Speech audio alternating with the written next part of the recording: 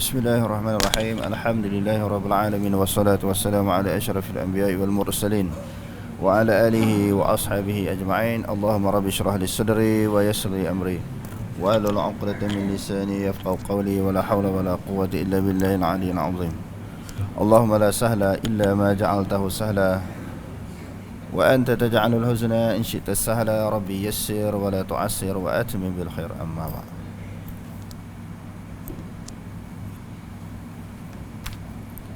Alhamdulillah, bersyukur kepada Allah Subhanahu wa taala kerana dengan limpah dan kurnia-Nya pada pagi ini diberi peluang dan kesempatan kepada kita untuk sama-sama kita meneruskan dan menyambung majlis tazkirah kita berdasarkan kepada kitab tafsiran surah Al-Fatihah. Kita masuk kepada muka surat 100 yang ke-9.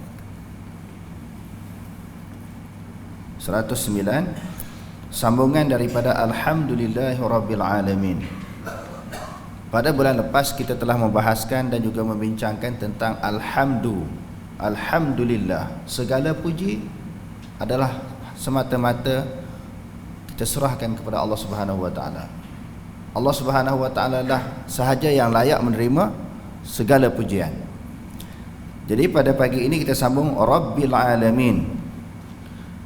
Tafsiran firman Allah Subhanahu wa taala Rabbil alamin. Pengajaran yang pertama, perkataan Rabb menunjukkan bahawa Allah Subhanahu wa taala bukan sahaja pencipta kepada alam, tetapi Allah juga adalah Rabb kepada alam, dengan makna menguasai, memiliki, mentadbir dan juga mengurus alam mengikut kehendaknya. Bukan sahaja Allah Ta'ala cipta dan jadikan alam ini, Allah Ta'ala mengurus, mengatur. Jadi bila kita kata mengurus, mengatur, ini macam Allah Subhanahu Wa Ta'ala jadikan alam, dia jadikan matahari. Matahari ini bila dipancarkan cahayanya, iaitu di tengah hari, maknanya di siang hari. Bulan di waktu malam. Dihiasi langit-langit itu dengan bintang-bintang. Perjalanan matahari, bulan, dan juga Allah Subhanahu wa taala menurunkan hujan, menghentikan hujan, mematikan, menghidupkan. Semua ini adalah merupakan di bawah tajuk Rabbil alamin. Allah Taala jadikan alam. Alam ni apa dia? Ma siwallah. Selain daripada Allah, semua dipanggil alam. Termasuklah manusia itu sendiri. Jadi Allah Taala bukan sahaja mencipta, dia mengurus, mengaturkan apa sahaja yang berlaku di dalam alam ini. Ulama berselisih pendapat dalam menghuraikan perkataan alamin kepada beberapa tafsiran di antaranya. Sebelum kita masuk kepada tafsiran alamin, sebab itu juga di dalam pengajian ilmu tauhid ataupun disebut sebagai ilmu aqidah, aqidatul iman, ataupun ilmu usuluddin. Jadi di dalam pengajian tauhid ini dia ada apa? Tauhid uluhiyah, rububiyah. Rububiyah itu daripada perkataan Rabb. Allah Ta'ala bersifat bukan sahaja menjadikan, tetapi dia menguruskan alam. Jadi tauhid rububiyah ini dimiliki dan ada juga kepada orang yang bukan Islam. Maknanya mereka yakin, mereka percaya, mereka beriktikad alam ini ada pencipta, alam ini ada yang menjadikan. Allah Subhanahu wa taala tanya Nabi Muhammad SAW, wahai Muhammad, kalau kamu tanya penduduk Mekah ini siapakah yang menjadi langit dan bumi, semua mereka akan menjawab Allah. Wala in sa'altahum man khalaqas samawati wal ard la yaqulunna Allah. Wahai Muhammad, kalau kamu tanya penduduk-penduduk Mekah yang kafir, yang sembah berhala ini, siapakah yang menjadikan langit dan bumi? Kesemua mereka menjawab Allah. Jadi kalau begitu, macam mana dianggap mereka itu tidak Islam, tidak beriman? Sedangkan mereka juga menganggap ada alam ini, ada penciptanya, ada pembuatnya, ada yang mengaturnya, ada yang mengurusnya. Menurunkan hujan, tanya orang kafir, siapa buat? Siapa turunkan hujan? Dia kata Tuhan Allah. Menunjukkan di sana ada keyakinan. Cuma hanya di sudut rububiyah, dia tidak ada di sudut uluhiyah, iaitu kepercayaan Allah Ta'ala sahaja yang layak disembah. Yang tu tak ada di dalam pegangan mereka. Boleh sembah selain daripada Allah. Cuma dia ada tauhid rububiyah. Bila kita sebut pengajian tauhid, pengajian akidah ini, tidak boleh diterjemahkan ilmu tauhid ini dengan ilmu kalam. Kerana sebahagian kitab menyebut ilmu tauhid, ilmu akidah ni sama dengan ilmu kalam. Yang tu tak betul. Kan orang duk mengaji tauhid, orang panggil mengaji ilmu kalam kan. Ilmu kalam ni ilmu lawyer buruk. Ilmu ni debat, ilmu perbahasan. Dia banyak main logik. Jadi kalau kata ilmu tauhid, tauhid itu kita nak kenal Allah. Dengan jalan apa dia? Jalan Quran dan juga hadis Nabi SAW. Sebab yang kenal Allah Ta'ala ni daripada kalangan umat Nabi Muhammad sendiri. Bagaimana Nabi kenal Allah? Allah Ta'ala memperkenalkan dia melalui hujah-hujah, dalil-dalil daripada Quran. Sebab tu Nabi betul-betul kenal Allah Ta'ala. Tapi bila diterjemahkan sekarang ni, ilmu tauhid dengan ilmu kalam, ilmu yang banyak cakap, banyak petikai, banyak pakai logik. Asas ilmu ini maknanya logik. Walaupun ada juga dalil-dalil daripada ayat Quran. Jadi sesuatu maklumat yang bertentangan dengan logik, maka tidak boleh diterima. Itu bahaya. Sedangkan dalam masalah akidah bukan pakai logik. Dia pakai dalil, fakta. Dia suruh beriman sahaja. Ya ayyuhalladzina amanu aminu billahi wa rusulih. Wahai orang yang beriman, berimanlah kepada Allah dan Rasul. Masalah iman suruh percaya walaupun tak faham. Macam mana dosa, pahala, syurga, neraka ni, malaikat ni macam mana. Dia suruh terima. Sebab itu uniknya iman orang beriman ini, walaupun dia tak nampak perkara-perkara yang lain, bila dia tak nampak, dia tak faham, tetapi dia terima sahaja, menunjukkan keyakinan itu kuat. Keyakinan itu, kepercayaan itu kuat kepada Allah Subhanahu Wa Taala. Okey, ulama berselisih pendapat dalam menghuraikan perkataan alamin kepada beberapa tafsiran. Di antaranya, apa makna alamin?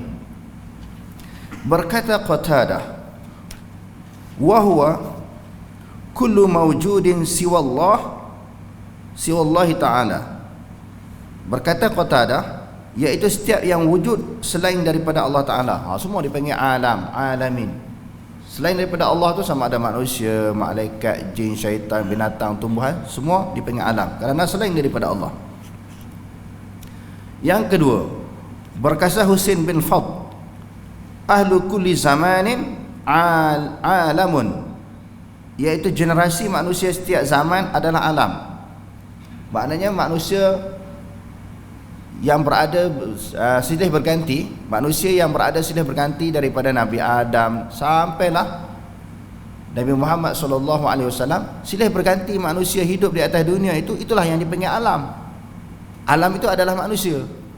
Itu tafsiran yang kedua. Manusia yang berada di setiap zaman. Dalam surah Asy-Syu'ara ayat 165, Allah Subhanahu Wa Ta'ala berfirman, atatuna zukrana minal alamin. Patutkah kamu melakukan hubungan jenis dengan lelaki daripada kalangan manusia? Ini kaum apa ni? Nabi kaum Nabi Lut. Dia lelaki sama lelaki. Sebab itu Nabi Lut kata, haula ibanati khunna atharu lakum. Nabi Lut pelawa kepada lelaki-lelaki ini semua anak-anak perempuan aku ni, dia lebih baik bagi kamu. Kenapa kamu nak berkahwin sesama lelaki sedangkan aku ada anak perempuan? Lalu Nabi Lut tanya apa? Alaisa minkum rajulun rasyid. Adakah tidak daripada kalangan kamu orang yang berakal, orang yang cerdik? Kenapa nak kahwin sesama lelaki? Tak nak kahwin lelaki dengan perempuan. Jadi zukra disebut di sini dengan makna apa? Lelaki. Cuma pada masa itu orang tak pergi ke Mekah lah. Maknanya orang kita kata maknyah pada masa tu kan, dia tak pergi ke Mekah. Jadi pada masa tu tak timbullah isu maknanya orang lelaki bertukar jantina.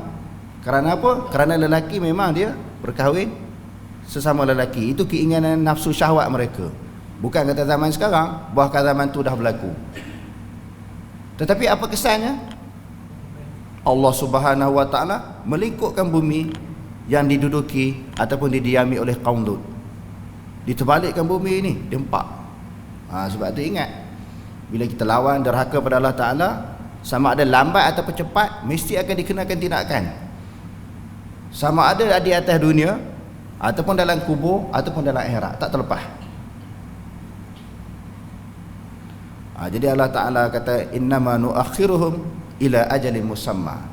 Orang yang derhaka je lawan Allah Ta'ala ini, kami memberi tangguh sedikit lagi pada waktu yang tertentu. Sebab itu kita mohon hidayah kepada sesiapa yang terpesong daripada jalan Allah Ta'ala. Bukan pergi hentam orang, bila hentam lagi dia lari. Kita ni pelik, bila berlaku sesuatu isu pakat-pakat hentam. Jadi orang yang dah terlanjur, terlajak, terpesong, dia akan jauh lari. Sepatutnya didoakan supaya diberi hidayah. Sikap Nabi Muhammad SAW, Nabi tak jenis hentam orang. Bila berlaku kesilapan, Nabi pergi dakwah, Nabi pergi pujuk, Nabi pergi rayu supaya kembali kepada jalan Allah. Manusia ni dia boleh salah, dia boleh silap. Kita pun banyak salah. Macam mana nak nampak kesalahan orang? Sahaja. Jadi sebab tu orang nak kembali kepada pangkal jalan ni susah. Sebab sikap kita sendiri yang suka apabila melihat sesuatu kesilapan, kesalahan orang, kita terus bertindak dengan menjauhkan orang daripada agama. Macam mana andai kata kita duduk di tempat seseorang terlanjur, kita akan kembali tak ke pangkal jalan kalau hentam kita macam tu? Taubatlah, tak kembali, lari jauh lagi ada. Jadi kembali kepada apa yang kita bincangkan tadi, makna alamin di sini apa dia berdasarkan kepada ayat ini, penduduk atau manusia yang berada daripada setiap generasi. Berkata Ibnu Abbas radhiyallahu an, al-alamuna al-jinn wal ins. Ini tafsiran ataupun huraian yang ketiga, iaitu jin dan manusia, berdalilkan firman Allah di dalam surah Furqan, alhamdulillahi rabbil alamin. Segala puji bagi Allah, Tuhan sekalian alam. Alam yang dimaksudkan di sini di dalam tafsiran Ibnu Abbas, dia kata jin dan manusia, kerana berdasarkan kepada ayat Al-Quran, tabarakalladzi nazzalal furqana ala 'abdihi liyakuna lil 'alamin nadhira. Maka berkata Tuhan yang menurunkan Al-Furqan, yakni Quran, kepada Nabi Muhammad SAW untuk menjadi peringatan dan amaran kepada seluruh jin dan manusia. Jadi tafsiran yang ketiga ini, alamin, adalah jin dan juga manusia. Dan jin dan manusia ini adalah merupakan jenis makhluk yang dibebankan oleh Allah Subhanahu Wa Taala untuk melaksanakan hukum syarak. Hukum syarak ni apa dia? Hukum halal, haram, boleh tak boleh tu kan, wajib, kita kata sunat, makruh, harus, itu hukum syarak. Hukum syarak ni adalah hukum yang didatangkan oleh Allah Subhanahu Wa Taala. Jadi dua golongan makhluk ni wajib taat, wajib mengikut, wajib mematuhi segala hukum Allah. Sebab Allah Ta'ala sebut dalam Al-Quran, wa ma khalaqtul jinna wal insa illa liya'budun. Tidak aku jadikan jin dan manusia melainkan untuk mengabdikan diri kepada aku, menyembah aku, mematuhi segala arahan-arahan yang didatangkan olehku. Jadi maknanya alamin yang kedua ini dengan maksud jin dan juga manusia. Jin ni nak kena buat hukum Allah Ta'ala juga ke? Nak kena taat juga ke?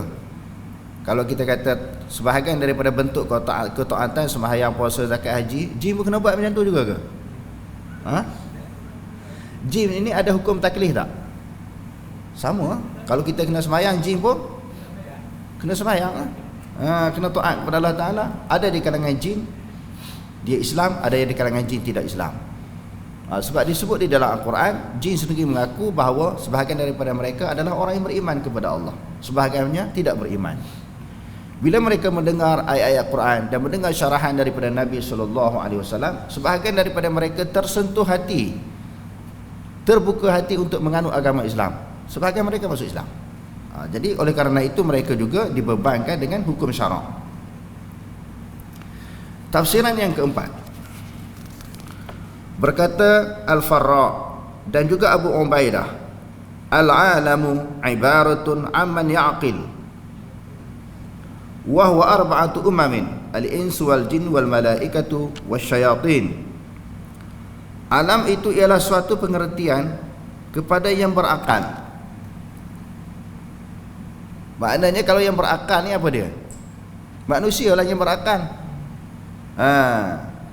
Yang dimaksudkan yang berakal itu dia disebut di sini ada 4 golongan.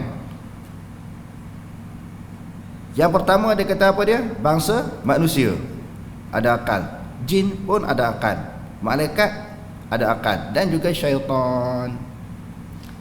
Sebab apa diberi akal kepada makhluk-makhluk ini, khususnya kepada manusia? Apa peranan akal? Apa peranan akal yang Allah Ta'ala bagi kepada kita?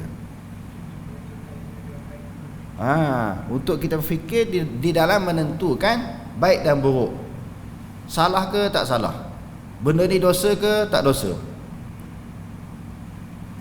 Sebab itu sesuatu tindakan dan sesuatu perbuatan yang kita nak buat, tak buat lagi.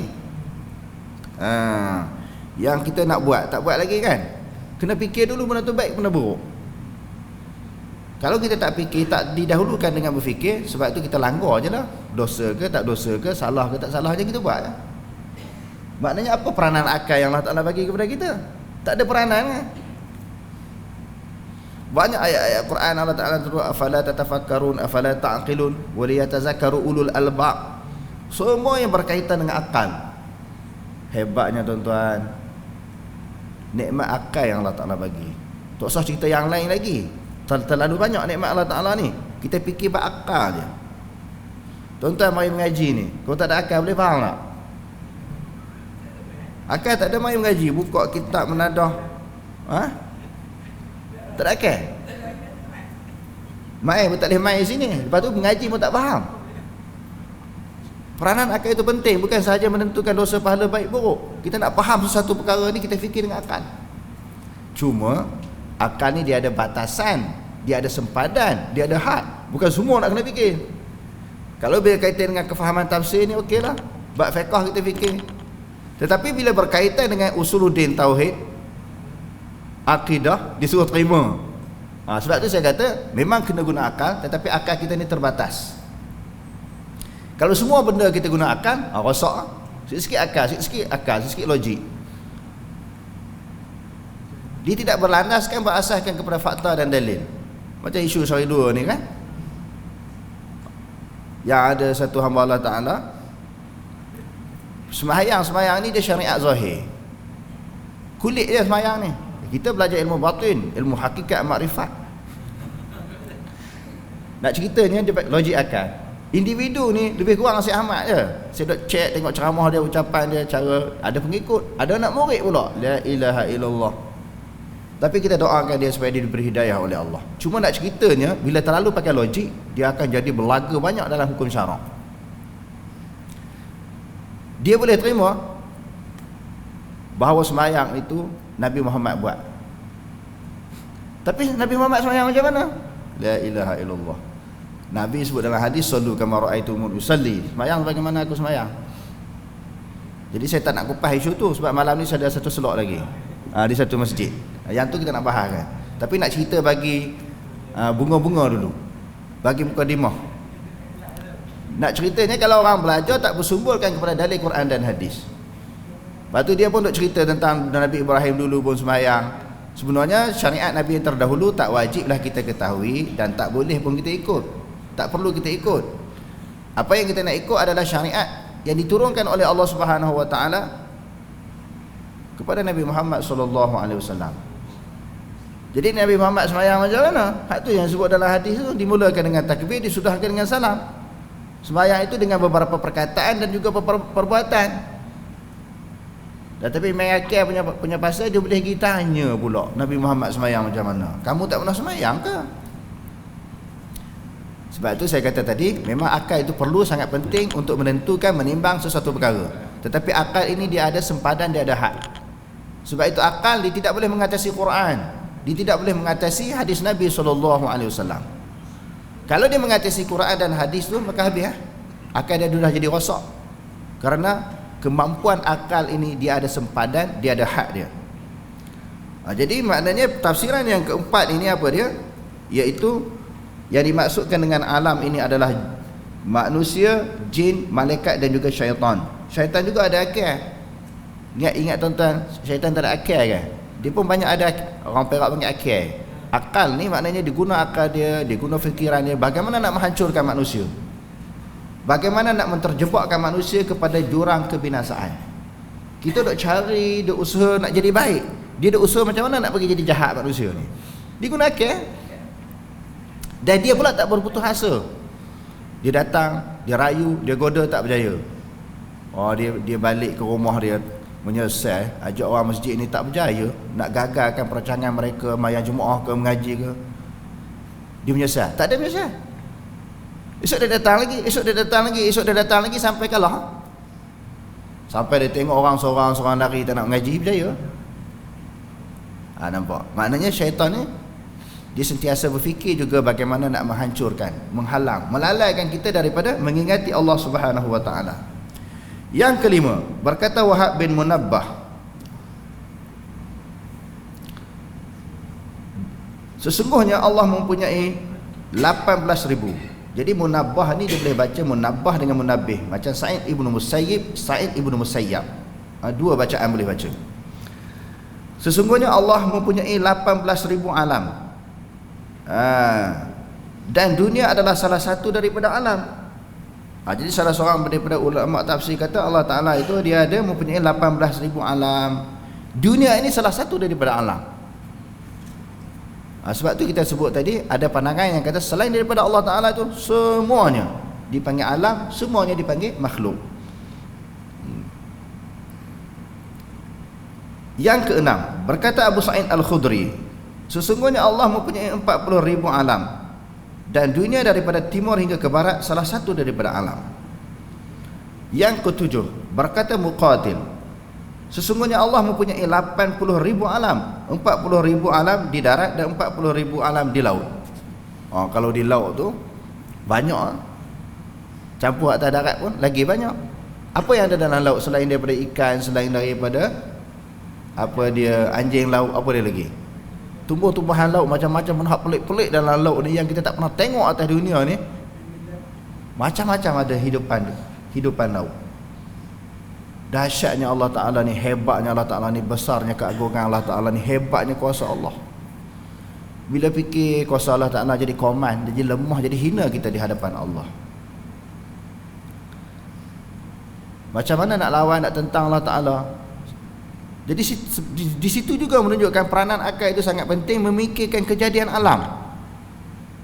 Bila kita dapat fikir kejadian alam itu hebat, tak terjangkau di dalam akal pemikiran kita, menunjukkan kita lemah. Kita tak boleh nak buat macam tu. Dalam Al-Quran Allah Ta'ala kata orang kafir ni yang sembah berhala itu sendiri pun tak boleh mencipta sesuatu, walaupun nak mencipta seekor lalat. Kenapa diagung-agungkan, disembah dan didewakan berhala, sedangkan dia bukan merupakan pencipta? Allah Ta'ala di antara mukadimah surah Al-Baqarah, Allah Ta'ala telah memperkenalkan diri dia kepada manusia. Ya ayuhan nas ubudu rabbakumul ladzi khalaqakum wal ladzina min qablikum la'allakum tattaqun. Wahai manusia, sembahlah Allah Ta'ala, sembahlah Tuhan. Jadi orang kafir duk tanya, duk berfikir Tuhan yang macam mana yang kami nak sembah? Hak yang kami duk buat ni bukan Tuhan. Berhala tokoh yang kami sembah tu tokoh macam-macam jenis kan, tinggi rendah, ada yang tidur, ada yang berdiri, ada yang bertinggung. Tak betul lagi. Tak mana Tuhannya? Allah Ta'ala kata Tuhan-Tuhan ni yang menjadikan kamu. Berhala ni buat orang tak? Mencipta orang tak? Orang duk buat dia. Kenapa duk sembah? Bukan saja buat kamu, nenek moyang kamu pun dia buat juga. Semoga kamu bertakwa kepada Allah. Bila kamu fikir yang bahawa kamu diciptakan oleh Allah, nenek moyang kamu diciptakan oleh Allah. Jadi maknanya salah satu daripada sifat ketuhanan ini bersifat menjadikan ataupun mencipta. Kesimpulannya, berkata Qurtubi, pendapat yang sahih, yang paling kuat lah. Ini di sini dikemukakan 7 pendapat. Pendapat yang paling kuat, yang paling rajih, yang paling sahih ialah pendapat yang pertama, kerana ia merangkumi semua makhluk yang wujud. Pendapat yang pertama tadi dia kata apa tadi? Dia kata iaitu setiap yang wujud selain daripada Allah. ma siwa Allah. Itu yang paling kuat dia kata. Kerana ini merangkumi semua makhluk yang wujud, berdalilkan firman Allah dalam surah Asy-Syu'ara ayat 23 dan juga 24. Qala fir'aunu ma rabbul alamin qala rabbus samawati wal ardi wa ma bainahuma in kuntum muqinin. Firaun berkata dengan sombongnya, dan apakah dia Tuhan sekalian alam itu? Oh, dia mengaku ana rabbukumul a'la. Tiba-tiba ada orang sebut, di antaranya selain daripada orang yang beriman bersama Nabi Musa itu sendiri sebut Allah Ta'ala Tuhan sekalian alam. Tuhan kamu tu macam mana? Nabi Musa menjawab, dia memiliki dan mentadbir langit dan bumi serta segala yang ada di antara keduanya. Kamu boleh buat langit tak? Buat bumi tak? Adakah kamu mentadbir dan mengurus langit dan bumi? Tak, bukan Tuhan. Kalau tidak, bukan Tuhan. Kalau kamu mahu mendapat keyakinan dengan berdalilkan, maka inilah jalannya. Kalau yakin. Tetapi Firaun tu yakin tak yakin yang Allah Ta'ala Tuhan dia? Yakin ke tak yakin? Tak yakin, sebab dia sendiri mengaku dia Tuhan. Tetapi sebenarnya kerana keangkuhan dan kesombongan dia tak mengaku, tak mengiktiraf, tetapi di dalam hati sanubari dia tahu bahawa alam ni ada pencipta dia, termasuklah manusia itu sendiri, sebahagian daripada alam dia sendiri. Dalam hati sanubarinya dia yakin, cuma sombong. Buktinya bila dia nak ditenggelamkan di dalam laut, dia kata apa? Aku beriman kepada Tuhan yang diimani oleh Banu Israel, dan aku termasuk daripada kalangan orang yang menyerah diri. Kalau tidak ada keyakinan langsung kepada Allah Ta'ala, sampai ke mati pun dia tolak.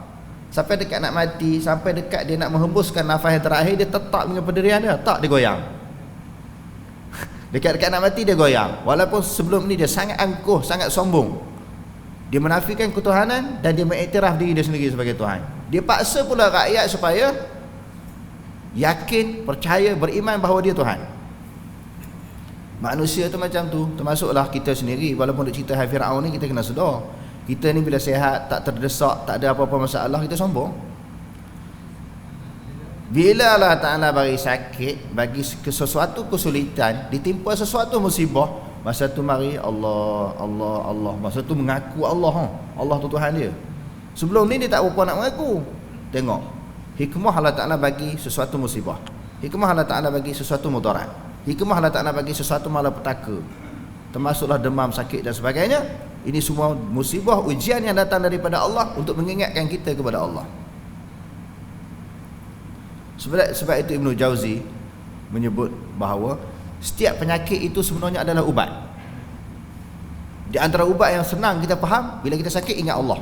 Sebelum ni hati kita tak ingat Allah, maknanya kita berpenyakit, hati kita kotor, menjauhkan diri daripada mengingati Allah. Jangan duduk rasa ronsin sangat, gelisah sangat, duduk rasa. Lebih dahsyat lagi, marah pula kepada Allah Ta'ala bila datang sesuatu musibah. Allah Ta'ala nak bagi ingat, Allah Ta'ala nak bagi kita kembali kepada Allah di dalam keadaan kita telah leka terlalu lama. Dia kata di sini bahawa selain daripada Allah Ta'ala itu ada alam berdasarkan kepada ayat yang kita bacakan tadi. Pengajaran yang kedua, sesungguhnya pemeliharaan dan pentarbihan. Maknanya Allah Ta'ala pelihara alam ini dan Allah Ta'ala tarbiyah. Macam kita kata tadi, kejadian langit dan bumi, peredaran kita kata matahari dan juga bulan, pasang surut air laut, semua ditarbiyah, ditentu, ditakdir oleh Allah. Bagaimana pula Allah Subhanahu Wa Ta'ala mentarbiyah, mendidik manusia. Allah Ta'ala ni dia sayang bila dia buat manusia. Dia nak bagi manusia tu jadi elok, jadi baik, tak tersasar, tidak lari, tidak terjatuh dalam jurang kebinasaan. Dijadikan hukum, ada halal, ada haram, ada harus, ada makruh, ada sunat. Itu dipanggil hudud, hukum-hukum Allah Ta'ala. Buat ini haram, buat ini halal, sempadan. Wa tilka hududullah wa man yata'adda hududallah fa ulaika humuz zalimun. Yang demikian itu adalah sempadan, had-had, batasan-batasan Allah, hukum Allah Ta'ala. Siapa yang melanggar batasan tersebut, dia termasuk daripada kalangan orang yang zalim. Sehari dua ini juga heboh isu tentang penyakit yang menimpa sebahagian daripada manusia. Yang kita tengok diviralkan pula bentuk dan cara mereka memakan sesuatu makanan. Makan benda yang pelik-pelik. Dalam Al-Quran kata wa yuhillu lahumut tayyibat wa yuharrimu alaihimul khaba'ith. Dihalalkan benda yang baik-baik, yang elok-elok, bukan benda-benda yang kotor, yang keji, yang jijik. Setengah orang kata ini untuk orang Islam. Tak, untuk manusia semua. Cuma dia langgar hukum. Contohnya kita kata babi. Dalam agama apa kata halal makan babi? Kadang-kadang orang Islam kata ini halal bagi agama dia. Dalam agama apa yang kata halal makan babi? Dalam Taurat dan Injil sebut. Dalam agama Kristian tak boleh makan babi. Macam mana pula orang Islam pula kata dalam agama lain boleh makan? Bila makan benda yang pelik-pelik ni, tu yang diuji oleh Allah Subhanahu Wa Taala dengan satu musibah. Tengok dia orang makan tikus tu duduk dia gigit kepala. Makan tikus. Di negeri-negeri tertentu, macam negeri China, Vietnam, Thailand ni, di pasar dia binatang apa yang tak ada? Anjing tu biasa tu. Anjing, tikus, biawak, kura-kura, kalajengking, lipan, kelawar, binatang apa yang tak ada? Belasah semua, balon semua. Sedangkan Allah Subhanahu Wa Taala jadi sesuatu makhluk itu bukan semua untuk dimakan. Sebahagiannya untuk kita kenal. Memang Allah Taala sebut dalam Al-Quran wa ma khalaqta hadza batila. Dan tidak Allah Taala jadikan itu, tidaklah engkau menjadikan itu sesuatu itu batil, sia-sia, tak ada manfaat. Oh, kita kata ada manfaat semua ambil lah. Sebahagiannya untuk manfaat, untuk kenal benda ni halal, benda ni haram. Benda ni tak mendatangkan penyakit, binatang ni mendatangkan mudarat dan penyakit. Dan orang sebut pula, orang Islam yang berada di sekitaran wilayah Wuhan tu tak kenapa. Orang Islam tak kenapa. Tapi orang lain pula, orang yang bukan Islam. Jadi sebab apa? Di antara faktornya sebab makanan. Sebab tu Quran sendiri menyebut kulu washrabu wala tusrifu. Makan, minum dan jangan berlebihan. Jadi para ulama Islam menyebut, ulama-ulama tafsir menyebut, kata penyakit ini datang dengan sebab sekurang-kurangnya daripada 3 sumber, 3 sebab, 3 faktor. Makan, sesuatu makanan yang berpenyakit, makan, ataupun minum, minuman yang mendatangkan mudarat dan penyakit. Minum arak umpamanya. Tadi kita kata makan benda-benda pelik ni. Yang keduanya minum benda-benda yang ditegah oleh agama. Yang ketiganya makan dan minum secara berlebihan. Allah Ta'ala dah bagi garis panduan. Allah Ta'ala dah bagi garis panduan, benda ni boleh, benda ni tak boleh. Bila langgar tu yang kena tu. Kerajaan seluruh dunia buat traffic light Kalau sibuk macam mana sekalipun, kalut macam mana sekalipun, sampai kat lampu merah jangan duk langgar. Dilanggar juga nak cepat, nak cepat. Dalam merah pun dia langgar, dum lah, accident dengan orang. Kadang-kadang orang teruk, kadang-kadang kita yang teruk. Maknanya dalam dunia pun nak jaga keamanan, kena ada peraturan-peraturan. Apatah lagi sesuatu perkara yang berkaitan dengan agama. Kita kata ni tak ada agama ni, tak ada panduan. Tak, kena ada panduan, tak boleh terlepas daripada peraturan.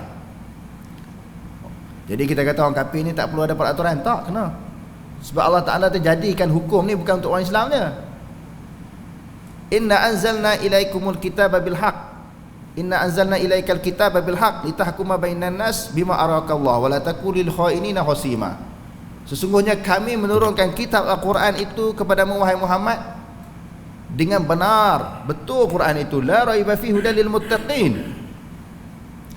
Litahkuma bainan nas, untuk kamu berhukum di antara manusia, bukan daripada kalangan orang Islam saja. Maknanya Quran itu untuk manusia, bukan untuk orang Islam saja. Syahrul Ramadan alladhi unzila fihi al-Quran hudan linnas ka lil muslimin. ataupun lil mu'minin. Allah Ta'ala kata petunjuk bagi siapa? Bagi manusia. Jadi siapa-siapa yang mengambil petunjuk daripada Quran, dia selamat. Dan barang siapa yang mengambil petunjuk yang bukan daripada Al-Quran, selain daripada petunjuk Al-Quran, dia rosak. Sebelum mati, sebelum diazab di dalam kubur, dibangkitkan di padang mahsyar, dihumbankan dalam neraka, atas dunia dah Allah Ta'ala tunjuk lawan hukum Allah, melawan Allah Ta'ala. Jadi maknanya kita kena ingat bahawa bila melanggar hukum Allah Ta'ala itu, kita tak akan terlepas. Mesti berada di dalam keadaan zon yang bahaya, yakni akan ditimpa musibah oleh Allah Subhanahu wa Ta'ala. Pengajaran yang kedua, dia kata sesungguhnya pemeliharaan dan pentadbiran Allah tidak sama dengan pemeliharaan. Nak cerita tentang apa dia? Allah Ta'ala tarbiyah. Bukan sahaja dibuat manusia, dia nak bagi jadi manusia itu jadi baik dengan diturunkan peraturan-peraturan dan undang-undang. Dan pentadbiran makhluk di antaranya di antara perbezaannya, yang pertama, tarbiyah Allah terhadap hamba-Nya bukan kerana kepentingan dan faedah untuk dirinya. Jadi Allah Ta'ala buat manusia nak bagi jadi baik, bukan faedah itu, munafaat itu, kebaikan itu kembali kepada Allah. Kita bila buat sesuatu perkara, mesti kita nak ambil faedah kan.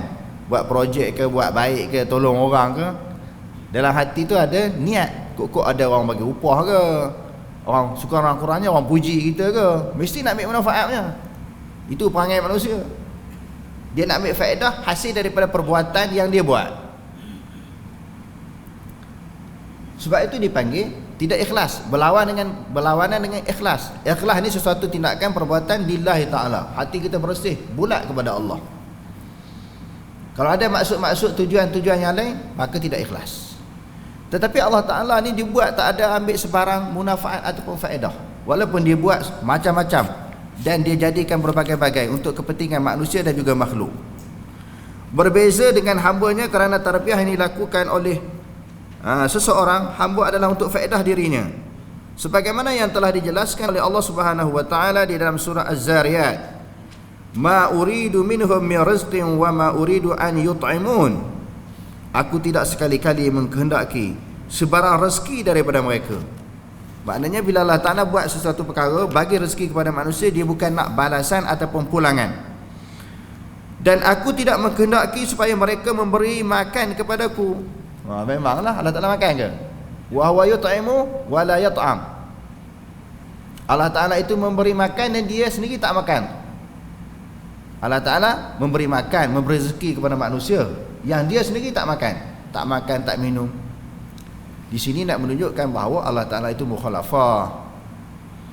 Kalau Allah Ta'ala pun duk makan macam kita, macam Tuhan-Tuhan lain letak buah limau ke apa kan, letak buah apa dia, buah nenah ke buah apa ke, dia tak makan pun.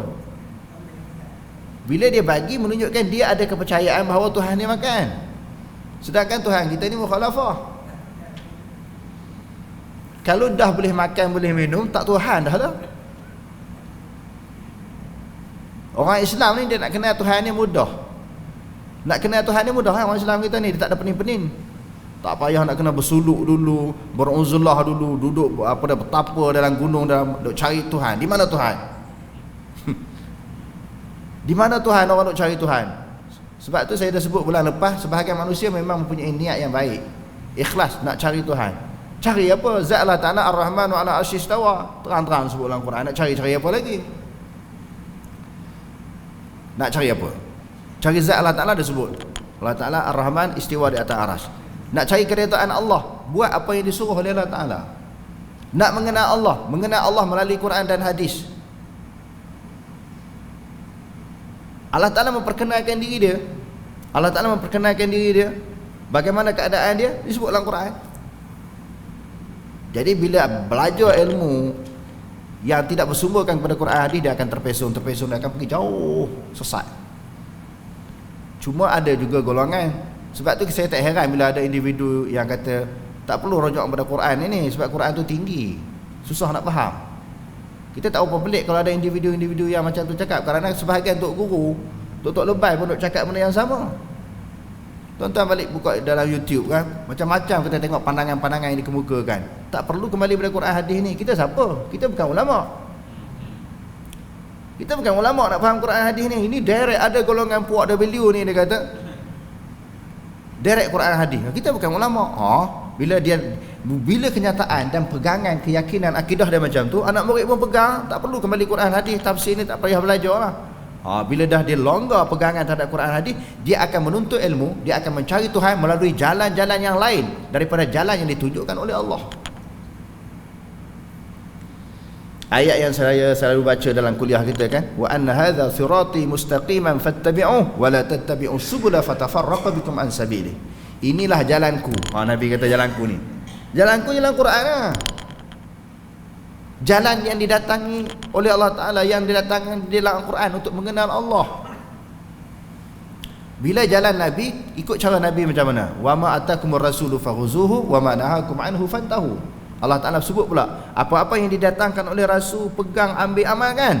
Apa-apa yang ditinggalkan oleh Rasul, naklah kamu tinggalkan. Ini jalan jaminan, jalan syurga. Ihdinas siratal mustaqim ni, jalan yang lurus, jalan Nabi. Bukan jalan sesiapa selain daripada Nabi.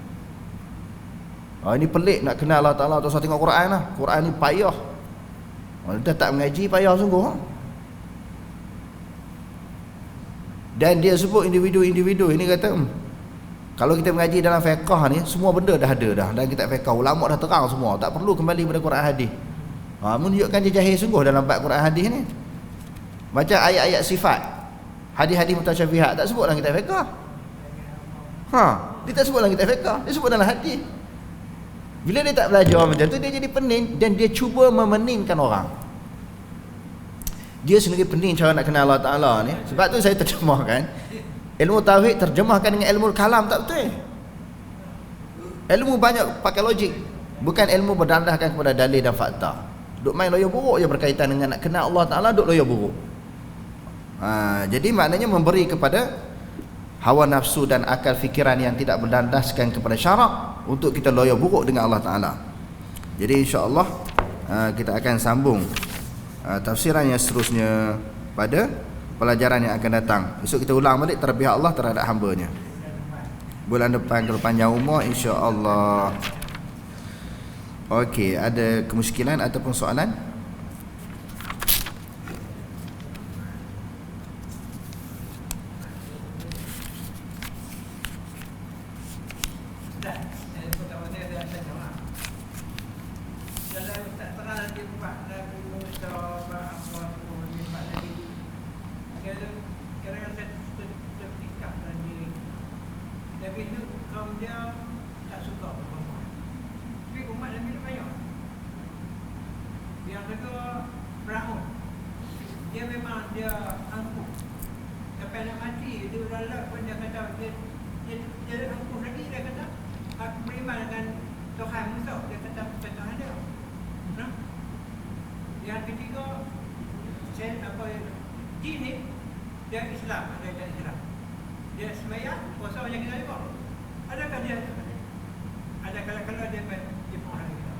Ada kala-kala main jemaah dengan kita. Itu. Ya. Saya jawab yang ketiga dulu ada. Ada. Kita memang tak jemaah dengan dia lah. Ya. Ya. Yang kedua masalah Firaun. Maka dia akhirnya dia mengaku juga kan. Maknanya bila dah teranas sampai ke dinding, terdesak, masa tu kembali kepada Allah. Yalah Tuhan Musa Tuhan Allah. Dia mengaku. Dia mengaku. Sebenarnya mengaku Tuhan Musa Tuhan Allah lah. Sebab selama ni Musa duk mengaku ada Tuhan lain. Sebab tu dia kata Tuhan Musa. Masa dia sihat, dia hidup, dia tak mengaku ada Tuhan Musa. Nampak? Bila dekat nak mati dia mengaku ada Tuhan Musa, iaitu Allah Ta'ala lah. Maknanya akhirnya dia ada juga pengiktirafan, keyakinan sebenarnya Allah Ta'ala ni ada, yang menjadikan makhluk, menjadikan Nabi Musa, menjadikan dia sendiri. Soalan yang pertama tadi, macam mana mereka membiak kalau sesama lelaki? Bukan semua. Kalau semua tu tidak ada keturunan lah. Maknanya ada hak fi'il perangai. Dalam dunia ni ada hak baik, ada hak jahat. Jadi ada sebahagian mereka maknanya mengikuti, mematuhi maknanya hukum alam ini, lelaki berkahwin sama dengan perempuan, cuma sebahagian daripada mereka. Itulah yang dikenakan hukuman balasan bala oleh Allah Ta'ala.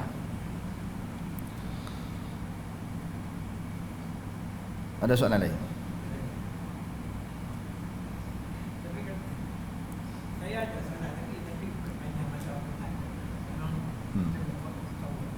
Okey. Ya, insya-Allah. Memang banyak cara. Saya bukan apa kita tak tahu kan. Ya.